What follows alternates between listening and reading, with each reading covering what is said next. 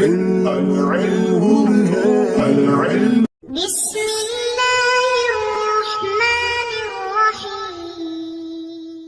اللهم افتح علينا حکمتک وانشر علينا رحمتک یا ذا الجلال والاکرام۔ تو جی ناظرین، الحمدللہ عز وجل ہدایت النحو کتاب ہماری جاری و ساری ہے، اور آج ہم اس کا سبق نمبر 45 المضمر یعنی اسم ضمیر کے بارے میں فصل انشاءاللہ عز وجل پڑھیں گے۔ تو سبق نمبر 44 میں جیسا کہ آپ کو علم ہے کہ الباب الثانی فی الاسم المبنی کے حوالے سے جو ہم نے پڑھا تھا، تو اس کے اندر مبنی کی جو ابتدائی اجمالی طور پر کچھ چیزیں بیان کی گئی تھیں، ان میں سے جو مشابہ مبنی اصل کی اقسام 8 ہم نے پڑھی تھی، تو ان میں سے سب سے پہلا ٹاپک تھا المضمرات، ٹھیک ہے۔ تو آج جو پوری فصل ہوگی وہ مضمر، جس طرح کہ آپ کے سامنے ہے، تو یہ اسی موضوع پر ہوگی۔ اس کے اندر کافی حد تک جو اجمالی اور اہم چیزیں ہیں جو ضمیر کے حوالے سے ایک طالب علم کو معلوم ہونی چاہیے، یہاں پر کافی اچھے انداز میں بیان کی گئی ہیں۔ اسی طرح جو محشی نے حاشیہ لگایا ہے بہت زبردست کمال کا ہے۔ آج انشاءاللہ سبق پڑھیں گے، جیسا کہ آپ نے پہلے بھی بارہا اسباق کے اندر غور کیا ہوگا، جو ہم نیچے سے حاشیہ بیان کرتے ہیں، تو کافی حد تک سبق کو آسان بلکہ اچھا، دلچسپ اور معلوماتی بنا دیتا ہے۔ تو آج کا سبق بھی جو انشاءاللہ متن جو اوپر صاحب کتاب کا ہے، تو اس کے اوپر جو حاشیہ نیچے ذکر کیا گیا ہے، تو انشاءاللہ جیسا کہتے ہیں نا 12 چاند لگ جانا، تو انشاءاللہ سبق کو مدینے کے 12 چاند لگ جائیں گے۔ تو اب ان 8 اقسام میں سے پہلا جو ٹاپک ہے، تو اچھا پھر وہاں پر یہ بھی میں نے عرض کیا تھا کہ وہاں پر مشابہ مبنی اصل جو نام تھا، اس کا انہوں نے وہاں پر ایک نام بھی بیان کیا تھا کہ یہ مناسبت مؤثرہ، یعنی کسی نہ کسی طرح مناسبت ہوتی ہے، تو اس وجہ سے ان کو پھر وہاں پر آپ نے ڈیٹیل بھی پڑھی تھی کہ مشابہت کی 3 طرح کی قسمیں تو متن کے اندر موجود تھیں، یعنی افتقاری یعنی اشبہ الافتقاری یعنی محتاجی والا معنی، یا اشبہ الوضی یا وضی طور پر اس کے ساتھ مشابہت ہوتی ہے، یا اشبہ المعنوی، ٹھیک ہے۔ تینوں کی قسمیں وہاں پر ہو چکی تھی، ٹھیک ہے، جس طرح اسماء اشارہ وغیرہ، پھر اسی طرح 3 حروف سے کم والی یہ وضی میں آئے گی، اسی طرح مانوی طور پر وہ احد اشارہ وغیرہ والی جو صورتیں آپ نے سماعت کی ہیں، یہ 3 تو متن کے اندر تھی، بقیہ 7 جو میں نے آپ کے سامنے رکھی تھی کہ حاشیہ میں موجود ہیں، تو وہ یقیناً آپ نے وہاں سے دیکھی ہوں گی۔ تو اب ان میں سے یہاں پر کون سی محتاجی یعنی مناسبت پائی جا رہی ہے اس میں ضمیر کے اندر، تو اس کا جواب انہوں نے حاشیہ میں دیا ہوا، حاشیہ نمبر 3 کے اندر۔ تو اب پہلی بات یہ ہے کہ اس کو مقدم کیوں کیا، یعنی مضمرات، اسماء اشارہ وغیرہ یہ 8 چیزیں تھیں، تو ان میں سے مضمرات کو مقدم کرنے کی کیا وجہ ہے؟ تو مقدم کرنے کی وجہ انہوں نے یہ بھی نیچے بیان کی ہے، اور جو پہلے میں نے بات کی اس کا بھی جواب نیچے موجود ہے۔ تو مقدم کرنے کی وجہ یہ ہے کہ کہتے ہیں کہ معرفہ اور بھی دیگر چیزیں ہیں، لیکن یہ جو معرفہ ہے نا ضمیر، یہ ایسی معرفہ ہے، کہتے ہیں لأنہا اعرف المعارف، یعنی یہ جتنے بھی معارف ہیں، جتنے بھی معرفہ ہیں، ان میں سے سب سے زیادہ کیا ہے، یہ معرفہ ہے، اور اس کے اندر کوئی اختلاف بھی نہیں ہے، کیونکہ بعض کا کسی کے معرفہ نکرہ ہونے میں اختلاف ہو جاتا ہے یا کوئی اور صورت پیدا ہو جاتی ہے، لیکن اس کے اندر کوئی نزاع نہیں ہے، یہ اتفاقی بات ہے۔ اس لیے جو صحیح سالم ہے، جس کے اندر کوئی لڑائی جھگڑا ہی نہیں ہے، تو اس کو انہوں نے پہلے مقدم بیان کر دیا، اس کی گویا کہ شان ہے کہ اس کے اندر بھائی کوئی اختلاف نہیں ہے، اتفاقی بات ہے۔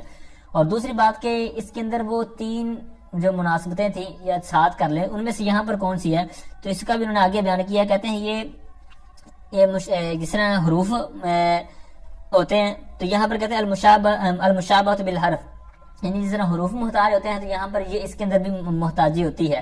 اب جس طرح کہ آپ کے سامنے ہے کہ اب ضمیر اگر غائب کی ہے تو پیچھے کسی کی طرف لوٹانی ہے، تو اس کا مرجع ہونا چاہیے، اگر مخاطب کی ہے یا متکلم کی ہے، جس طرح کی یہ بھی چیز بات نیچے موجود ہے، یعنی اگر مخاطب کی ہے یا متکلم کی ہے تو وہاں پر اس کا موجود ہونا ضروری ہے، یعنی میرے سامنے ایک بندہ بیٹھا ہوا ہے، تو میں اس کو اگر اس سے بات کروں گا تو وہ میرے سامنے اس کا ہونا ضروری ہے، وگرنہ اگر میں ایسے ہی گفتگو خطاب کے حساب سے کرتا رہوں، میرے سامنے کوئی ہو ہی نہ، تو میں تو بیوقوف کہلاؤں گا۔ یا اسی طرح متکلم ہے، تو 2 بندے ہیں، تو ایک متکلم جو متکلم کی ضمیر لوٹا رہا ہے اپنی طرف، تو اس کا بھی ہونا ضروری ہے، ٹھیک ہے۔ تو مخاطب ہو یا متکلم ہو تو ان کا موجود ہونا ضروری ہے، اگر غائب ہو تو اس کا مرجع ہونا ذکر ہے، ٹھیک ہے، اس کا پہلے ذکر ہونا ضروری ہے، تو لہٰذا یہ محتاجگی ہے، ٹھیک ہے۔ تو اس وجہ سے یہاں پر انہوں نے اس کا بیان کر دیا کہ یہاں پر اس کی مشابہت کیا ہے۔ تو یہ تو تھی کچھ ابتدائی باتیں۔ تو آئیے آگے سبق کی طرف بڑھتے ہیں. سبق کا انداز آپ کو پتہ ہے کہ پہلے لفظ ترجمہ کرنے یعنی لفظی ترجمہ کرنے کی کوشش کی جاتی ہے، پھر اس کا با محاورہ، پھر اس کے بعد اس کی وضاحت.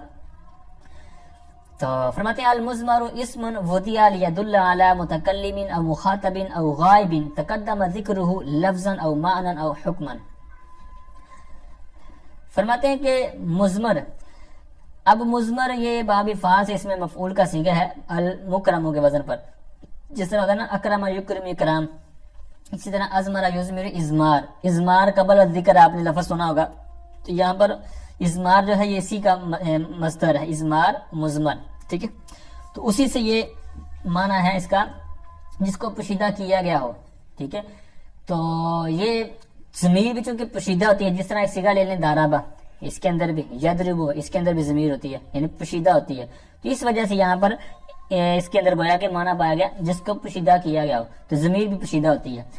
تو آگے ہے اسم، ایسا اسم ہے یعنی ضمیر ایسا اسم ہے وضع جس کو بنایا گیا ہو، جس کو وضع کیا گیا ہو. کس لیے؟ لیدل، تاکہ وہ ضمیر وہ اسم دلالت کرے علی متکلم، متکلم پر، او مخاطب یا پھر مخاطب پر. متکلم مطلب جو کلام کرنے والا ہے، اور مخاطب مطلب جو جس سے سامنے خطاب کیا گیا. اس کے ترجمے پر غور کریں نا، مخاطب اسم مفاعل کے وزن پر یعنی جس سے خطاب کیا گیا یعنی جو سامنے ہے. اب یہاں پر بعض مسٹیک کر دیتے ہیں، جس طرح متکلم ہے یہ اس میں فاعل کا صیغہ، متکلم ایک ہوتا ہے متکلم، یہاں پر متکلم مراد نہیں، جو متکلم سے ہم مراد لے رہے ہیں وہ متکلم اس میں فاعل کا صیغہ ہے اور اسی حساب سے ترجمہ کرتے ہیں یعنی متکلم بات کرنے والا، اور مخاطب جس سے خطاب کیا ہے. بعض کا یہاں پر مسٹیک کیا کر دیتے ہیں، مخاطب پڑھ دیتے ہیں، حالانکہ مخاطب اور متکلم یہ گویا کہ ایک ہی بات ہے. خطاب کرنے والا اور متکلم کلام کرنے والا یہ ایک ہی بات ہے. متکلم سے متکلم مراد لینا ہے، مخاطب سے مخاطب ہی مراد لینا ہے. مخاطب کہیں گے تو یہ پہلی کیٹیگری میں آ جائے گا. ٹھیک ہے، تو یہ آپ نے ذرا توجہ کرنی ہے، مخاطب سے مخاطب ہی ہے یعنی جس سے خطاب کیا گیا سامنے والا بندہ، اور متکلم جو پیچھے موجود ہے جو بات کرنے والا ہے. ٹھیک ہے، ادھر آپ نے توجہ کرنی ہے. ٹھیک ہے، اور آگے تیسری بات جس پر وہ دلالت کرے گا اسم کہتے ہیں او غائب، یا ایسا غائب تقدم ذکرہ جس کا ذکر گزر چکا، لفظاً لفظی طور پر، او مانن یا پھر مانوی طور پر، او حکمن یا حکمن. اب یہ لفظی تو آسان ہوتا ہے، عموماً پتہ چل جاتا ہے، مانوی کیا ہوتا ہے، حکمن کیا ہوتا ہے. تو یہ ایسی باتیں نیچے حاشیے میں آ رہی ہیں کہ جن کو آپ یہاں پر اچھے انداز میں انشاءاللہ سمجھ لیں گے تو آگے بڑی کتب جو آپ خصوصاً 2 نصاب کے اندر موجود ہیں، کافیہ اور اسی طرح جامی، شرح جامی جو ہے، تو اب ان کو جب آپ پڑھیں گے تو آپ کو جب یہ چیزیں یاد ہوں گی، پہلے ازبر ہوں گی، ذہن میں ہوں گی، تو پھر وہاں پر جا کے جب یہ پڑھیں گے تو یہ آسانی سے سمجھ آ جائیں گی. پھر نئی چیزیں، دیگر جو اعتراضات ہوں گے، دیگر بڑی بڑی پیچیدہ چیزیں ہیں، تو وہ سمجھنے میں سیکھنے میں آسانی ہوگی بلکہ دلچسپی ہوگی. تو اب اس کا با محاورہ ترجمہ سنیں، پھر انشاءاللہ اس حاشیے کی طرف بڑھتے ہیں. کہتے ہیں کہ مزمر یعنی اس میں ضمیر ایسا اسم ہے جس کو وضع کیا گیا ہو تاکہ وہ متکلم، مخاطب یا ایسے غائب پر دلالت کرے جس کا ذکر گزر چکا ہو، لفظاً، مانن یا حکمن. اچھا، اب اس کے آئیں لفظاً سے کیا مراد ہے. فرماتے ہیں کہ لفظی طور پر ہے نا، لفظی طور پر سمپل آپ کو پتا ہے کہ جس کا لفظ یعنی ایک عبارت ہے، تو لفظی طور پر عبارت ہمیں سامنے نظر آ رہی ہے، وہ جملہ، وہ لفظ کہ جس طرف یہ ضمیر لوٹ رہی ہے. جیسے مثال دیکھیں، اب اس کی 2 صورتیں ہیں. لفظی طور پر ضمیر پیچھے جو مرجع ہوگا نا، یا تو تحقیقی طور پر ہوگا. ٹھیک ہے، ایک نام ہے، ایک اپنے اصطلاح یاد رکھنی ہے، تحقیقی اور تقدیری. تحقیقی طور پر کیسے ہوگا؟ جیسے ضرب زید غلامہ. اب یہاں پر زید فاعل ہے، ترجمہ پہلے اس کا استعمال کریں، زید نے اپنے غلام کو مارا. اب آپ کو ابتدائی بات پتہ ہی ہے کہ پہلے فعل ہوتا ہے، پھر فاعل کا درجہ ہے، پھر جو فضلات ہوتے ہیں یعنی مفعول. تو مفعول بھی جو جس طرح یہاں پر آ رہا ہے، تو اب یہ ایک ترتیب ہے، اس کو انہوں نے تحقیق سے تعبیر کیا. یعنی تحقیقی طور پر واضح بات ہے کہ پہلے فعل ہوگا، پھر فاعل ہوگا، اور پھر آگے مفعول بھی یا وغیرہ. تو اب یہاں پر جو فاعل ہے، اس نے مارا ہے اپنے غلام کو، تو اب مارنے والا ہے زید فاعل، اور زید کی طرف لوٹنے والی یہ ضمیر غلامہ کے ساتھ جو حاضمی اٹیچ ہے. ٹھیک ہے، تو اب یہ ضمیر جو اٹیچ ہے یہ لوٹ رہی ہے زید کی طرف، یہ ہے فاعل. ٹھیک ہے، تو اب یہ لفظاً ہمیں موجود ہے ہمارے سامنے، اور یہ زید فائل جو بن رہا ہے اور اپنی فائل والی جگہ پر ہی ہے، ایسا نہیں ہے کہ یہ کوئی آگے پیچھے ہے جس طرح کہ آگے مثال آ رہی ہے. تو اب یہ تحقیقی طور پر ہمیں واضح پتا چلا کہ یہ تحقیقی طور پر جس کی طرف ضمیر لوٹ رہی ہے وہ لفظی طور پر موجود ہے ہی، لیکن تحقیقی طور پر بھی ہے. تحقیقی کا الٹ آگے دیکھیں، کہتے ہیں او تقدیرن، یہ تقدیری طور پر وہ آگے موجود ہوگا، یعنی جس کی طرف ضمیر لوٹ رہی ہے تو وہ مرجع پیچھے کیا ہوگا، موجود ہوگا تقدیری طور پر. جیسے اسی مثال کو تھوڑا سا ہم نے فائل کو بعد میں لے جانا، کہتے ہیں ضرب غلامہ زیدن، کہتے ہیں کہ زید نے اپنے غلام کو مارا. اب یہاں پر وہی پوری بحث، لیکن صرف فرق یہ ہے کہ یہاں پر فائل کا درجہ تھا زید کا ضربہ کے بعد، لیکن اس کی ترتیب تھوڑی سی چینج کر دی. تو اب غلام اہو کی ضمیر لوٹ رہی ہے زید کی طرف. زید اگرچہ غلام اہو کے بعد آ رہا ہے، لیکن ایک جو سمپل ابتدائی بچے کو بھی معلوم ہوتا ہے کہ پہلے فعل ہوتا ہے، پھر فاعل ہوتا ہے، پھر آگے دیگر چیزیں آتی ہیں. تو اب یہاں پر کہتے ہیں تقدیری طور پر اگرچہ لفظ زید فاعل بعد میں ہے اور اضمار قبل ذکر لازم آ رہا ہے، یعنی ضمیر کا اس کی طرف لوٹنا جس کا ذکر پہلے ہے ہی نہیں، اضمار قبل ذکر. تو اب یہاں پر جس کی طرف لوٹ رہی ہے وہ زید پیچھے ہے نہیں، زید تو بعد میں ہے، حالانکہ چیز اس کی طرف لوٹائی جاتی ہے جو پہلے ہو، جس طرح اوپر کہا نا تقدم ذکر ہو، جس کا ذکر پہلے ہو چکا ہو. اب یہاں پر تو زید کا ذکر بعد میں آ رہا ہے. تو سمپل سا اس کا جواب یہ ہے کہ جو فائل کا مقام ہے نا، فائل کی جو حیثیت ہے وہ فعل کے بعد ہے، اگرچہ یہاں پر بعد میں آ رہا ہے غلام ہوں مفعول بھی کے بعد زید آ رہا ہے، تو لیکن چونکہ اس کا درجہ ضربہ کے بعد ہی ہے تو یہاں پر خرابی لازم نہیں آئے گی. یہاں پر کوئی اس طرح کی چینجنگ، کوئی اس کے اوپر اشکالات لازم نہیں آ سکتے، کیونکہ فائل ایک مقصودی بات ہوتی ہے. ایسا نہیں کہ فائل کو ہٹا دے درمیان سے پھر بھی کام چل جائے، نہیں، بلکہ اس کا ذکر ہونا ضروری ہی ہے. ٹھیک ہے، مفعولات وغیرہ جو ہوتے ہیں مفاعل، تو ان کی آپ آگے بحث کریں گے، بحث اس کے اوپر پڑھیں گے. پھر اسی طرح جو اضمار قبل ذکر کے اوپر کی جاتی ہے، خلاصتاً آپ نے یہاں پر یہ یاد رکھنا ہے کہ فاعل کا درجہ جو ہے وہ فعل کے بعد ہوتا ہے، اگرچہ یہاں پر ضمیر ضربہ ہو کی اپنے بعد لوٹ رہی ہے، حالانکہ پیچھے لوٹنی چاہیے تھی. تو یہاں پر بھائی ہم کہیں گے کہ پیچھے ہی لوٹ رہی ہے، کیونکہ فاعل کا درجہ پیچھے ہوتا ہے ضربہ کے، یعنی فعل کے بعد. اور اوپر دوسری چیز کا ذکر ہوا تھا کہ تقدم ذکر ہو معنن، معنوی طور پر اس کا ذکر ہو چکا ہو. تو اب اس کی انہوں نے دو مثالیں دی ہیں. تو پہلی کہتے ہیں کہ وہ جو ضمیر ہے اس کے اندر پیچھے والے جس کی طرح لوٹ رہی ہے، یہاں پر اس کے اندر گویا کہ معنی پر مشتمل ہے، اس کے اندر معنی کا تضمن ہے. جیسے کہتے ہیں اعدلوا ہوا اقرب للتقوی، کہتے ہیں تم عدل کرو، کہ وہ عدل ہوا ضمیر کا معنی یہ اعدلوا، تم عدل کرو. یہاں پر جو معنی ہے نا تو یہ ہوا اس معنی کی طرح لوٹ رہی ہے، یعنی تم عدل کرو، وہ عدل تقوی کے زیادہ قریب کرنے والا ہے. ٹھیک ہے، تو یہاں پر ہوا کا معنی کیا ہے، یعنی کس کی طرح لوٹ رہی ہے، کہتے ہیں کہ وہ ایک دلوں کے اندر جو ہمیں معنی سمجھ آ رہا ہے نا تو یہ اس معنی کی طرح لوٹ رہی ہے، لہذا وہ ایک معنوی طور پر ہمیں، یعنی پہلے گویا کہ اس کا ذکر ہو چکا ہے تو یہ ہوا ضمیر کا مرجع اسی کی طرف ہے. ٹھیک ہے، پھر کہتے ہیں کہ ایک دوسری مثال جو کہتے ہیں کہ او یدل علیہ سیاق الکلام التزامن، یا پھر کہتے ہیں کہ اس کا پیچھے مرجع تو موجود نہیں ہے، لیکن جو بات بندہ کر رہا ہو نا، جس موڈ میں ہو، جس لہر میں گفتگو چل رہی ہو، تو وہاں پر ایک سیاق کلام، یعنی اس کلام کا لانے کا مطلب ہی بتا رہا ہوتا ہے کہ یہاں پر کس موضوع پر بات ہو رہی ہے یا کس کی طرف یہ باتیں لوٹ رہی ہیں. جیسے مثال سے آپ کو سمجھ آ جائے گا، قرآن پاک کے اندر سورۃ النساء کے اندر بہت تفصیلی میراث کے جو مسائل بیان کیے گئے اکٹھے طور پر، تو وہاں سے ایک آیت کا حصہ گویا گیا ہے. کہتے ہیں والی ابویہ لکل واحد منہما السدس.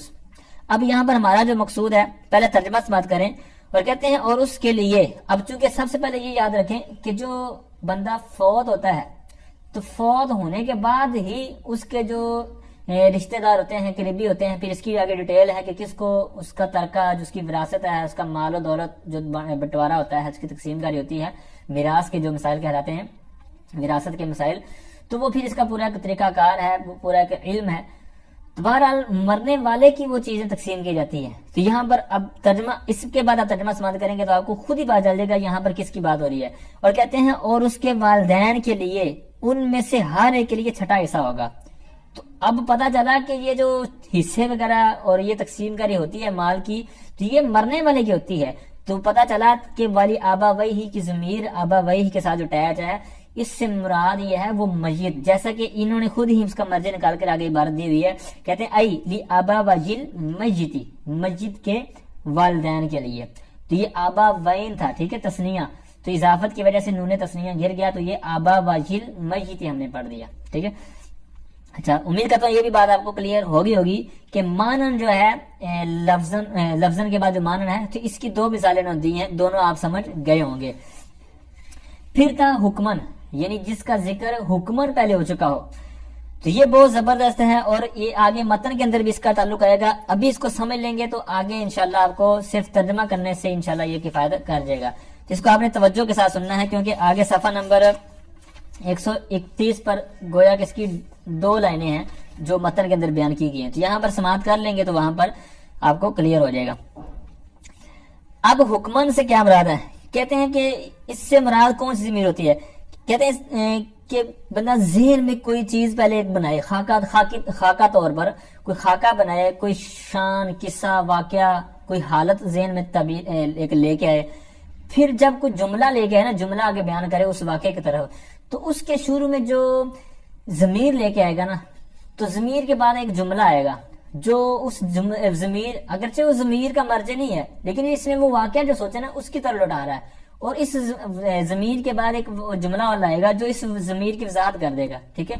تو امید کرتا ہوں یہ خلاصہ تھا جو میں نے ابھی عرض کیا ہے سمجھ آ گیا ہوگا۔ پھر میں عرض کرتا ہوں کہ بندہ پہلے ایک پلان بناتا ہے، جس طرح پلان بناتا ہے نا، کوئی چیز سوچتا ہے، تو اس کے بعد ایک ضمیر لاتا ہے، پھر اس کے بعد ایک جملہ تو آتا ہے، جس طرح کہ آگے مثالیں آ رہی ہیں، تو وہ جملہ اس ضمیر کی وضاحت کرتا ہے، لیکن یہ ضمیر کس کی طرف دلالت کرتی ہے؟ اس واقعے کی طرف، اس شان، اس قصہ، اس حالت کو پر دلالت کرتی ہے۔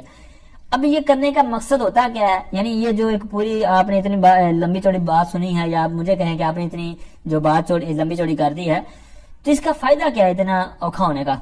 تو اس کا بھی انہوں نے خود ہی جواب دیا ہے، کہتے ہیں کہ اس کی وجہ ہوتی ہے کہ یوجب فی المفسر تفخیما و تعظیما، یہ اس کی ہیبت، اس کی شان، اس کی تعظیم پر دلالت کرنے کے لیے ہوتی ہے۔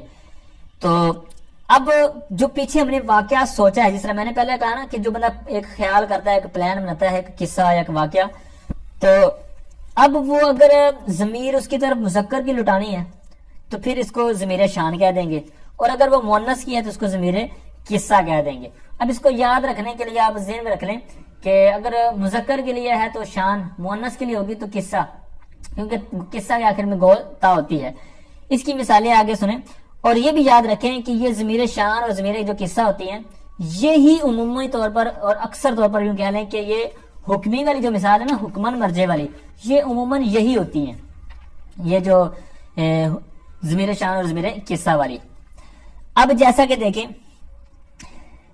قل هو اللہ احد، یہ اصل میں جملہ ہے ہوا۔ اب اس کا قل هو اللہ احد، اس کے اندر ہوا ضمیر کا پیچھے کوئی مرجع نہیں ہے، لیکن یہ بندہ جب بیٹھا بیٹھا سوچتا ہے یعنی اللہ تعالیٰ کی ذات کے بارے میں کہ اللہ کے اوصاف کیا ہیں، اللہ کی شان کیا ہے، تو یہ بندے نے تھوڑا سا سوچا، تو پھر اس کی طرح ضمیر اٹھائی، جو اس نے سوچا نا، تھوڑا سا خاکہ بنایا، تھوڑی سوچ غور و فکر کیا، ایک شان، ٹھیک ہے۔ تو اب اس واقعے کی طرف یا اس کی جو سوچ، یہ ذہن میں اس نے کلام میں ترتیب دیا، تو اب اس کی طرف لوٹائے گا هو اللہ احد، تو اب یہ اس ہوا ضمیر اس کی طرف، ٹھیک ہے۔ تو اسی طرح وہ متن کے اندر جو آگے مثال انہوں نے دی ہے دوسری مؤنث کی، یہ تو ہم اس کو کہیں گے نا ضمیر شان، اور ضمیر قصہ کی مثال انہوں نے دی ہے انہا زینب قائمۃ۔ اب انہوں نے پہلے کسی عورت کے بارے میں، زینب کے بارے میں کوئی چیز سوچی، تو پھر انہوں نے آگے اس کی انہا کی ضمیر لا کر اس قصے کی طرف جو اس نے سوچا ہوا تھا، تو اس کی طرف یہ ضمیر لائی، پھر اس ضمیر کی اس نے وضاحت کر دی زینب قائمۃ۔ اسی طرح ہوا جو کل ہوا اللہ احد میں ہوا ضمیر تھی، تو اس کا مرجع تو وہ واقعہ ہو گیا نا جو اس نے سوچا تھا، جو پلان ایک بنایا تھا، ایک خاکہ ذہن میں بنایا تھا، تو اس کی وضاحت آگے والے جملے نے کی اللہ احد، ٹھیک ہے۔ جس طرح میں نے پہلے عرض کیا تھا نا کہ ضمیر شان اور ضمیر قصہ ہوئی کہ پہلے ایک خیال بنایا جائے کوئی چیز، اس کے بعد ایک جب جملہ لے کے آتا ہے نا، تو اس جملے سے پہلے ایک ضمیر ہوتی ہے، اور وہ جو جملہ ہوتا ہے اس ضمیر کی وضاحت کرتا ہے، ٹھیک ہے۔ تو یہ تھوڑی سی کہتے ہیں نئی بات ہی اور بریک بات ہی، ہو سکتا ہے آپ کو سمجھ آ گئی ہو، تو یقیناً آنی بھی چاہیے۔ تو اس کی پھر 2 صورتیں ہیں جو آپ نے ذہن میں رکھنی ہے، ضمیر شان اور ضمیر قصہ، دونوں کی مثالیں میں نے عرض کر دی ہیں۔ یہی چیز آگے متن میں بھی آ رہی ہے، اور یہی چیز جو ہے حکمن طور پر میں نے عرض کر دی حکمن کے تحت۔ تو یہ بھی آپ نے یاد رکھنا ہے کہ یہ ضمیر شان اور ضمیر قصہ ہی عموماً یہ جو لفظاً مانن حکمن والی صورت میں سے صرف حکمن جو ہے یہ عموماً یہی پائی جاتی ہے جو ضمیر شان کے حصہ والی. اب یہاں تک ہماری ابھی تک ایک چیز کلیئر ہوئی ہے، ضمیر کی تعریف، لفظی اور لغوی معنی وغیرہ ہم نے اس پر. اچھا آگے آئیں اس کی اقسام. ضمیر کی دو قسمیں ہیں. کہتے ہیں وہو اعلیٰ قسمینی، وہو کا مرجع وہی یعنی المزمر، یعنی ضمیر دو قسموں پر ہے، یا یوں ترجمہ کر لیں ضمیر کی دو قسمیں ہیں. ٹھیک ہے، وہو اعلیٰ قسمینی، اور وہ دو قسموں پر ہے، یعنی اس کی دو قسمیں ہیں. اب دو قسمیں ہی کیوں ہیں، اس کا بھی جواب انہوں نے نیچے دیا ہوا ہے. کہتے ہیں کیونکہ کسی ضمیر کا تلفظ کرنے کے لیے یا تو کسی دوسرے کلمے کی ضرورت ہوگی یا نہیں ہوگی. ضرورت ہوگی تو متصل، نہیں ہوگی تو منفصل. ٹھیک ہے، یعنی متصل کسی کی ضرورت ہے، یعنی کسی کے ساتھ ملانے کی ضرورت ہے، جس طرح ضربت ہے.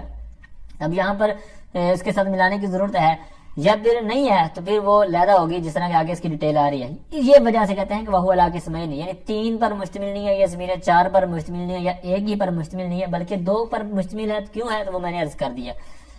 اب وہ دو قسمیں ہیں کون سی؟ پہلی کی وضاحت کرتے ہیں تعریف کے ساتھ. کہتے ہیں متصل، یعنی پہلی قسم اس میں بنے گی متصل، یعنی ضمیر متصل. اب متصل نیا لفظ ہے، اس کی پہلے کوئی بات وغیرہ ڈیٹیل نہیں ہوئی، تو یہاں پر یہ اسلوب ہے مصنف کا کہ جب کوئی چیز نہیں لے کے آتے ہیں تو اس کی تعریف بھی بیان کرتے ہیں، تاکہ آگے جب اس کی بات ہو تو وہ ذہن میں رہے کہ یہ اس سے کیا مراد ہے. تو متصل کا چونکہ آگے ذکر ہونا ہے بار بار، تو یہاں پر اس کی گویا کہ تعریف پہلے لے کے آ رہے ہیں. کہتے ہیں وَهُوَ مَا لَا يُسْتَعْمَلُ وَحْدَهُ. کہتے ہیں ضمیر متصل وہ ہے کہ جس کو اکیلا تنہا استعمال نہ کیا جاتا ہو، جو اکیلی استعمال نہ ہو، مستعمل نہ ہو. تو اب اس کی پھر آگے تین صورتیں ہیں، کیونکہ جس کے ساتھ وہ متصل ہوگی، اکیلی تو چونکہ اس میں استعمال ہونا نہیں ہے، جس عامل کے ساتھ متصل ہوگی تو وہ عامل یا تو رفع کا تقاضا کرے گا، یا نصب کا، یا جار ہونے. تو اب یہاں پر اگر وہ رفع والی صورت ہے تو مرفوع ہو جائے گی، ورنہ منصوب یا اس کے علاوہ جو مجرور والی صورت ہو جائے گی. تو یوں متصل کی تین صورتیں بنیں گی، مرفوع متصل، منصوب متصل، مجرور متصل. ٹھیک ہے، اب یہی انہوں نے خود بیان کیا. کہتے ہیں اما مرفوع نحو ضربت الی ضربنا. پھر اسی طرح آگے والی عبارت میں بعد میں پڑھوں گا، پہلے اس پر تھوڑی سی گفتگو کر لیتے ہیں.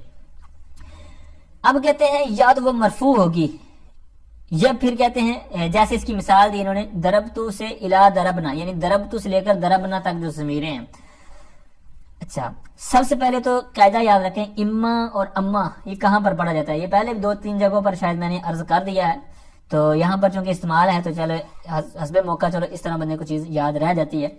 تو اما جہاں پڑھا جائے گا نا، وہاں پر اما تکرار کے ساتھ آتا ہے، یا پھر اس کے بعد او آتا ہے. تو یہاں پر اسی لائن کے اندر آپ دیکھ رہے ہوں گے آخر میں او آیا ہوا ہے. تو یہاں پر لہٰذا ہم اما نہیں پڑھیں گے، اما پڑھیں گے، کیونکہ آگے قاعدہ جو ہے اس کے مطابق او آگے ہے. ٹھیک ہے، اگر او نہ ہوتا تو یہ اس نے پھر ڈبل ہونا تھا، اما پھر اما آگے جا کر. ٹھیک ہے، اچھا یہ تو وہ سمپل قاعدہ یہاں پر جو میں نے عرض کرنا تھا. پھر ہے کہ مرفوع والی صورت. اچھا اب سب سے پہلے یاد رکھیں، آپ نے گردانیں ماشاءاللہ یاد کی ہوئی ہیں، یقیناً ثانیہ میں پہنچ چکے ہیں. تو گردان کے ہم نے 14 سیغے پڑھے ہیں، دارابا سے لے کر آخر تک دربنا. اب یہ جو پوری ترتیب ہے نا گردانیں ہم نے یاد کی ہیں، یہ ہم نے یاد کی ہیں اس کی صرفیوں کے نزدیک، چونکہ صرف کے ساتھ تعلق ہے اس کا. تو یہ صرفیوں کی جو ترتیب ہے نا اس کے مطابق ہم نے گردانیں پڑھی ہیں. مثال کے طور پر پہلے 3 سیغے جو آتے ہیں مذکر غائب کے، پھر مؤنث غائب کے، پھر مذکر حاضر کے خطاب کے سیغے، پھر اسی طرح مؤنث کے، پھر آخر میں متکلم کے آتے ہیں. اب جو نحوی حضرات ہے نا یہ اس سے الٹ ہے، بالکل الٹ. اب یہ جو مثال آپ دیکھ رہے ہیں نحو سے ضربت الی ضربنا، یہ مثال سمجھانے کے لیے میں ساری بات کر رہا ہوں، کیونکہ یہاں پر ہو سکتا ہے آپ کے ذہن میں آیا ہو کہ یہ انہوں نے مثال دی ہے ضربت، یا ہو سکتا ہے کچھ اور اس کو پڑھتے ہوں، ضربت پڑھتے ہوں یا ضربتا پڑھتے ہوں یا جو بھی پڑھتے ہوں، لیکن اصل میں ہے ضربت سے ضربنا. اب یہ نحو کے اندر یہ مثال دینے کی کیا وجہ ہے؟ تو یہ مثال دینے کی وجہ وہی ہے جو میں نے ابھی ساری تمہید باندھی ہے نا، کہ صرفیوں کے نزدیک کچھ اور ہے، نحویوں کے نزدیک کچھ اور ہے. نحویوں کے نزدیک کیا ہے اس کا جواب انہوں نے نیچے بیان کیا ہوا ہے. کہتے ہیں وصورت و تصریفی ہاکذا، یعنی یہ جو تصریف کہتے ہیں گردان کو، یہ آپ نے نام پہلے بھی سنا ہوگا. تو کہتے ہیں جو گردان کی صورت ہوگی نا اس طرح ہوگی ضرب. اچھا ان کے نزدیک تو پتہ ہے نا آپ کو، جس طرح میں نے بھی عرض کیا کہ 14 سیغے ہیں کس طرح ہیں. اب نحویوں کے نزدیک اس طرح ہیں، یعنی پہلے آئیں گے متکلم کے سیغے، تو پھر آئیں گے خطاب کے، تو خطاب میں مذکر کے بھی ہیں مؤنث کے بھی ہیں، تو چونکہ آپ کو پتہ ہے کہ مذکر اور مؤنث دو جو جنس ہیں، ان میں سے جو مذکر جنس ہے یہ عورت کی بنسبت اولا ہے، ٹھیک ہے، قوی ہے، اور اس کی بنسبت افضل کہہ لیں، ٹھیک ہے۔ تو اسی وجہ سے مذکر مؤنث پہ مذکر کو تو خطاب کی پہلے ہیں، چونکہ خطاب میں سے مذکر پھر مؤنث، پھر غائب کے صیغے تو اس میں مذکر پہلے پھر مؤنث، ٹھیک ہے۔ تو اب اس کو نیچے دیکھیں آپ گردان کو، دربتو دربنا، ٹھیک ہے، دربتا دربتما دربتم دربتی دربتما دربتنا، یہ سارے چلتے آ رہے ہیں۔ پھر دارابا دارابا دارابو یعنی غائب کے صیغے آگے، پھر مؤنث کے دارابا دارابتا دربنا، ٹھیک ہے، جمع کا صیغہ۔ اب ادھر دیکھیں دربتو یہ ادھر آ گیا نحو سے، ٹھیک ہے، نحو دربتو، پھر آخری صیغہ جو تھا اس میں جو نیچے ان کی گردان ہے نحویوں کی وہ ہے دربنا، تو اوپر انہوں نے یہی کہا الا دربنا، ٹھیک ہے۔ امید کرتا ہوں یہ بات آپ کو سمجھ آ گئی ہوگی کہ یہ اوپر اس طرح مثال انہوں نے کیوں دی ہے، دارابا سے لے کر الا دربنا، تسنیہ جو متکلم کا جمع متکلم کا، اس طرح مثال دیتے تو کیا تھا۔ تو یہ وجہ ہے انہوں نے جو اپنے انداز میں مثال دی ہے، ورنہ اگر ہم پیپر وغیرہ حل کرتے ہوئے آپس میں سناتے ہوئے کوئی اپنے انداز میں بھی بیان کر دیتے ہیں، غلط نہیں ہے، لیکن یہ ایک انداز ہے نحویوں کا، وہ اس صرفیوں کا جو ہم نے پہلے پڑھا ہوا ہے۔ لیکن یہ بھی آپ نے یاد رکھنا ہے کہ متن کے اندر اس طرح بیان کیا ہے تو کرنے کی وجہ کیا ہے وہ میں نے آپ کے سامنے رکھ دی ہے۔ تو یہ معروف کی گردان تھی، اور اس کی جو ضمیریں وغیرہ آپ نے سماعت کی ہیں، اسی طرح مجہول بھی آپ اسی کے وہی انہوں نے خود کہا ہے وہ اعلیٰ حاضر قیاسی تصریف المجہول، یعنی مجہول کی گردان جو ہوگی وہ بھی اسی پر قیاس کرتے ہوئے بنائیں گے آپ۔ آگے ضمیر متصل کی دوسری صورت بیان کر رہے ہیں، او منصوب نحو ضربنی الی ضربہن و اننی الی انہن۔ ضمیر متصل کی دوسری صورت منصوب یعنی منصوب متصل، یعنی جو اپنے عامل کے ساتھ ہی ہو، لہذا طور پر واقع نہ ہو، جیسے کہ آپ دیکھ رہے ہیں کہ دارابا کے ساتھ ہے، اسی طرح انا کے ساتھ ہے۔ تو اب منصوب کا نمبر حاشیہ 1 جو لگا ہوا ہے، تو فرماتے ہیں کہ یہ جو منصوب متصل ہوگی نا ضمیر، تو یا تو بالفعل ہوگی یا بالحرف، یعنی یا تو وہ فعل کے ساتھ اٹیچ ہوگی یا حرف کے ساتھ اٹیچ ہوگی۔ اب ہم نے اوپر جو مثالیں دیکھنی ہیں وہ بالکل سیم ہے انہی کے مطابق، یعنی دارابا فعل ہے تو آگے جو ضمیر یا آپ دیکھ رہے ہیں تو یہ فعل کے ساتھ والی مثال ہے۔ آگے انا کے ساتھ انا حرف مشبہ فعل آپ کو پتا ہے، تو یہ یا ضمیر اس کے ساتھ جو اٹیچ ہے یہ کس کی ہے، یہ مطلب مثال ہے حرف والی۔ تو اب منصوب متصل جہاں پر ہوگی تو آپ نے ذہن میں رکھنا کہ یہ دو طرح واقع ہو سکتی ہے، یا تو فعل کے ساتھ اٹیچ ہوگی یا پھر حرف کے ساتھ ہوگی۔ تو اب آپ کو پتا ہے کہ حرف مشبہ فعل کا اسم منصوب ہوتا ہے، تو یہاں پر منصوب متصل بالکل سیم واضح ہو گیا کہ منصوب متصل نام تو اسی طرح کا اس کا کام، ٹھیک ہے۔ اب یہاں پر بھی اسی طرح جس طرح پچھلے صفحے مرفوع پر پوری بحث ہوئی نا کہ نیچے اس میں جو ترتیب تھی نحویوں کے اندر، اسی طرح جو پورے صیغے تھے، تو اب میں اس طرف نہیں جاؤں گا۔ حاشیہ نمبر 1 کے اندر پوری دونوں طرح مثالیں موجود ہیں، ٹھیک ہے، انانی والی ساری مثالیں موجود ہیں، دارابانی والی بھی ساری مثالیں موجود ہیں، اور اس کا ساری ڈیٹیل میں نے پہلے وہاں آپ کو عرض کر دی، اب دوبارہ نہیں کروں گا۔ ہاں ایک چیز میں یہاں پر عرض کروں گا کہ دارابانی، اس میں جو دارابانی نون کیوں آیا ہے؟ دارابا تو فعل ہو گیا، یا ضمیر مفعول بہ، ٹھیک ہے، اسی طرح انا حرف مشبہ فعل اور یا ضمیر اس کا جو اسم ہے اور اس کی ضمیر ہے۔ تو اب یہ نون کیوں آیا درمیان میں؟ تو یہ آپ نے نام سنا ہوگا نون وقایا۔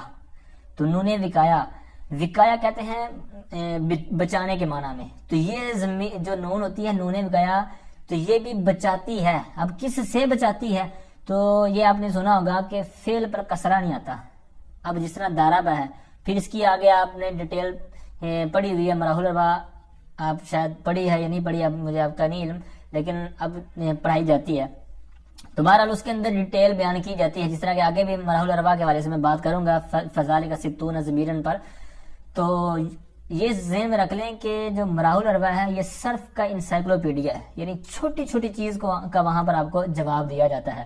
مثال کے طور پر دارابا سے لے کر دربنا تک یہ سیغے ہیں، تو سیغے ٹوٹل احتمال کتنے بنتے تھے گردان کے، پھر 14 کیوں رہ گئے، پھر اس کے اندر دیگر بحث ہے، پھر ضمیروں پر بھی بحث ہے، جس طرح کہ آگے میں عرض کرتا ہوں۔ تو اسی طرح یہ ساری چیزیں وہاں پر مبنی ہے، مورب ہے، کس مشابہ سے ہے۔ تو اگر آپ نے نہیں پڑھی تو ضرور اس کو دیکھیے گا، تو جیسے تیسے کر کے اس کو پڑھ لیں، چاہے اردو کی کتاب سے پڑھ لیں، ٹھیک ہے، سوالان جواباً میں مل جاتے ہیں، تو ضرور علم ضرور حاصل کریں، کسی سے مطلب ڈرے نہ کہ یہ اردو کی کتاب ہے تو میں تو عربی سے پڑھوں گا۔ اگر عربی کی صلاحیت ہے تو عربی میں پڑھیں، ٹھیک ہے. لیکن اگر عربی سے دل اکتاتا ہے کسی نہ کسی سے پڑھے ضرور تاکہ علم کی جو شمع ہے وہ روشن ہی رہے. ٹھیک ہے. تو اب المختصر اس کا جواب یہ عرض کرتا ہوں کہ ضرب فعل ماضی، تو اب اس فعل ہے تو اس پر کسرہ نہیں آ سکتا، تو اب ضمیر بھی لے کے آنی تھی. تو اب اگر ضمیر لاتے تو اس پر فعل پر کسرہ آ جانا تھا، یعنی یہ ماضی مبنی ہے برفت، تو اب یہاں پر ضربا، یہاں پر ضربی ہو جانا تھا. ٹھیک ہے. تو اب کسرہ سے بچانے کے لیے فعل کو نون وقایا لیا، تو اسی وجہ سے اس کو نون وقایا بولتے ہیں کہ یہ بچاتی ہے نون فعل ماضی کو یا فعل کو کسرہ سے. تو یہ ضربانی. اسی طرح اور جگہ بجگہ آپ کو یہ مثالیں دیکھنے کو ملیں گی نون والی. ٹھیک ہے. تو یہ اننی، اسی طرح انی بھی پڑھ لیتے ہیں اس کو، تو اس کے اوپر بھی بحث آگے انشاءاللہ آپ جس طرح میں نے حوالہ دیا آپ ضرور اس کا مطالعہ کریں. تو آگے والی صورت میں آئیں، او مجرور، یہ اس کا اسی پر عطف ہوگا جس طرح میں نے منصوب پڑھا نا، اسی طرح مجرور، مرفوع منصوب اور مجرور. اچھا، تو اس کی مثالیں کہتے ہیں غلامی ولی الا غلامہن ولہن. اب یہاں پر بھی انہوں نے دو طرح مثال دی ہے، جس طرح اوپر تھی نا فعل والی حرف والی، یہاں پر بھی انہوں نے دو طرح مثالیں دی ہیں. نیچے اس کا بھی انہوں نے جواب دیا، کہتے ہیں یہ مجرور جو ہوگی نا ضمیر، یہ متصل بالاسم او بالحرف، یعنی یہ بھی اسم کے ساتھ بھی متصل ہوگی اور حرف کے ساتھ بھی متصل ہوگی. اب جس طرح دیکھیں غلام یہ اسم ہے، کیونکہ اسم کی علامات میں آپ نے یہ بھی دیکھا نا کہ مضاف کا ہونا، یعنی غلامی، تو یہ ضمیر کی طرف مضاف ہو رہا ہے. ٹھیک ہے. تو اس وجہ سے یہاں پر تو یہ اسم کی مثال ہوگی اور آگے حرف جار کی مثال ہے لی. ٹھیک ہے. لی لام لادہ ہے اور یا ضمیر لادہ ہے. اسی طرح غلام ہن اور لاہن. ٹھیک ہے. تو یہ ساری ضمیریں آپ نے سماعت کر لی. یہ مجرور کی دو طرح کی آتی ہیں. اس کی بھی آپ نے پوری گردان دیکھنی ہو اور نحویوں کی ترتیب دیکھنی ہو تو یہاں پر حاشیے میں موجود ہے. ٹھیک ہے. تصریف الاول اور تصریف الثانی کے ساتھ آپ نیچے دیکھ سکتے ہیں. اب یہاں تک تین صورتیں ہیں متصل کی. متصل ضمیر کی تعریف آپ نے سماعت کی اور پھر اس کی مرفوع ہونا، منصوب ہونا، مجرور ہونا یہ سنا، اور پھر اس کے تحت کچھ نہ کچھ جو باتیں میں نے عرض کی ہیں یہ آپ نے سماعت کی. اب آگے دوسری قسم، کہا تھا نا کہ دو قسمیں بنتی ہیں، دو ہی کیوں بنتی ہیں اس پر بات ہو چکی. دوسری قسم اب یہاں سے بیان کرتے ہیں، کہتے ہیں کہ وہ منفصل وہو ما یستعمل وحدہ اما مرفوع. یہاں سے میں الباز میں عرض کرتا ہوں. دوسری قسم کہتے ہیں ضمیر منفصل. اس کی تعریف کیا ہے؟ اس کا بالکل الٹ ہے. پیچھے والی کیا تھی متصل، کہ جو کسی کے ساتھ ملائے بغیر استعمال نہ ہو، لا یستعمل وحدہ، جو اکیلی استعمال نہ ہو. ٹھیک ہے. اب یہاں پر کیا ہے کہ ما یستعمل وحدہ، جو اکیلی استعمال ہو سکے. پیچھے تھا ما لا، یہاں پر ہے ما یستعمل، لا کا فرق ہے. تو جو اکیلی استعمال کی جا سکے اس کو منفصل کہتے ہیں. منفصل کہتے بھی جدا ہونے کو ہے. تو یہاں پر یعنی جو جدا طور پر استعمال اس کا تلفظ ہو سکے، جو بولی جا سکے اور ذکر کیا جا سکے جس کا. تو یہ اب یہاں پر آگے اس کی دو صورتیں بیان کریں گے. اس کی مجرور والی صورت نہیں ہے، وہ بھی میں عرض کرتا ہوں کیوں نہیں ہوتی. تو اب یہاں پر ایک قاعدہ ترکیبی لحاظ سے یاد رکھیں، وحدہ جہاں پر بھی آپ دیکھیں یہ حال بنتا ہے. ٹھیک ہے. حال بنتا ہے. پھر آپ کہیں گے کہ حال تو نکرہ آتا ہے، معرفہ تو ہو نہیں سکتا. تو ہم کہیں گے کہ آپ کی بات ٹھیک ہے، وحدہ یہاں پر حال بن رہا ہے جو کہ ہم نے کہا، لیکن ہے بھی معرفہ. تو ہم کہیں گے کہ یہ منفردن کی طویل میں ہے. یعنی جہاں پر ہم ترکیب اس کی کریں گے نا کہ یہ حال بن رہا ہے، تو وہاں کہیں گے کہ منفردن کی طویل میں ہو کر حال. ٹھیک ہے. اور وہ چونکہ نکرہ ہے منفردن، تو اس طرح یہ ہم اس کی طویل کر کے اس کی ترکیب کریں گے. تو یہ آپ نے قاعدہ یاد رکھنا ہے. پچھلے صفحے پر بھی یہ استعمال ہوا، اب یہاں پر بھی یہ وحدہ استعمال ہوگا. تو اب منفصل کی آپ نے تعریف سماعت کی اور ایک قاعدہ. اب آگے اس کی تین صورتیں جو کہ بننی چاہیے تھی، مرفوع، منصوب، مجرور. تو اب مجرور کیوں نہیں آتی، مرفوع اور منصوب آتی ہے؟ تو یاد رکھیں جو ضمیر منفصل ہوتی ہے نا، یعنی جس کا تلفظ ہم ویسے ہی کر سکتے ہیں بغیر کسی کے ساتھ اٹیچ کیے، تو اب یہ عامل کے بعد بھی آ سکتی ہے، عامل سے مقدم بھی ہو سکتی ہے. تو اب یہ مرفوع اور منصوب میں تو کام چل جائے گا آگے پیچھے کرنے والا، لیکن مجرور میں کریں گے تو پھر خرابی کیا لازم آئے گی. تو اب مجرور کیوں نہیں ہوتی؟ تو اس کی وجہ یہی ہے کہ مجرور کا جار پر مقدم ہونا لازم ہوئے گا. یعنی جر کا جس پر اثر ہونا ہے وہ اس پر ہے کہ جو اس سے بھی پہلے آیا ہوا ہے. ٹھیک ہے. تو اس طرح یہ خرابی لازم آئے گی. تو اس لیے یہ ضمیر مجرور منفصل نہیں ہوتی. تو یوں ٹوٹل بن گئی 5 صورتیں، متصل اور منفصل، ان کی ٹوٹل 5 صورتیں بنے گی، جو کہ آپ نے 3 پہلے سماعت کر لی اور منفصل کی. اب ضمیر جو مرفوع ہے تو اس کی مثال دیتے ہیں، کہتے ہیں جیسے انا الہ ہننا. اب یہ بھی اسی طرز پر مثالیں دے رہے ہیں جس طرح نحویوں نے پہلی مثالیں دی نا. تو یعنی متکلم کی، پھر اس طرح آگے چلتے چلتے پھر آخر میں جو مؤنث کی ضمائر. پھر دوسری صورت ہے منفصل کی او منصوب. اب یہاں پر اس کی جو مرفوع کی صورتیں ہیں تو یہ بھی آپ نیچے دیکھیں گے تو آپ کو گردانے مل جائیں گے. نام اس کی پورے سیگے ملے تو آپ اپنی طرف سے کر سکتے ہیں، ٹھیک ہے. اور منصوب والی صورتیں تو اس کی کہتے ہیں ایجاجا الا ایجا ہننا. اب یہ بھی اسی انداز میں مثالیں ہیں منصوب منفصل کی، جو طریقہ کار آپ نے پہلے نحویوں کا سماعت کیا ہوا ہے. اب یہاں تک ٹوٹل جو 5 قسمیں انہوں نے بنائی، مین تو ٹوٹل 2 تھیں، متصل اور منفصل. متصل کی 3 صورتیں آتی ہیں، مرفوع، منصوب اور مجرور. اور 2 تھیں اس کی منفصل کی، مرفوع اور منصوب. مجرور کیوں نہیں ہے وہ میں نے آپ کو عرض کر دیا. مزید ڈیٹیل اس کی حاشیے میں موجود ہے، حاشیہ نمبر 3 کے اندر، کہ مجرور والی منفصل کی صورت کیوں نہیں بنتی، ٹھیک ہے. تو یوں ٹوٹل اس کو نکالنے کے بعد 5 بنی. تو کہتے ہیں فذالک 60 ضمیرا. تو یہ 60 ضمیریں ہیں.